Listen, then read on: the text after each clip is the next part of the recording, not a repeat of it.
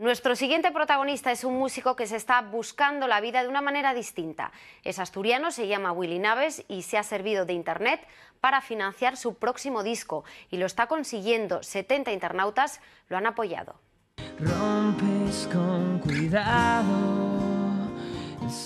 Willy Naves siempre ha tenido una intensa relación con sus seguidores a través de internet.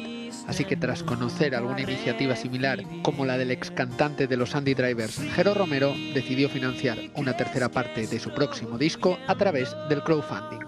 El crowdfunding es un todo o nada. Si se llega a la cifra, los productores, que son los seguidores, entregan el dinero, y si no, pues no se entrega nada.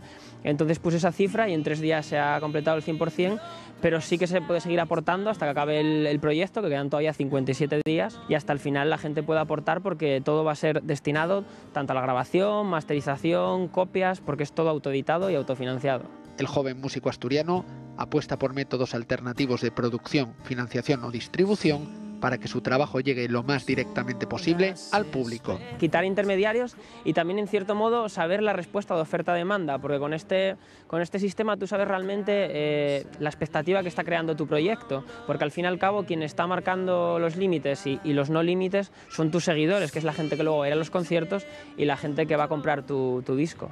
Financiar el nuevo disco de Willy Naves tiene suculentas recompensas dependiendo del dinero que se invierta, desde la reserva del disco o el vinilo a un concierto particular en casa o vía Skype, o incluso la grabación de una canción totalmente personalizada. Sin duda, un regalo de lo más original. Sobre esa carta que no quisiste nunca escribir.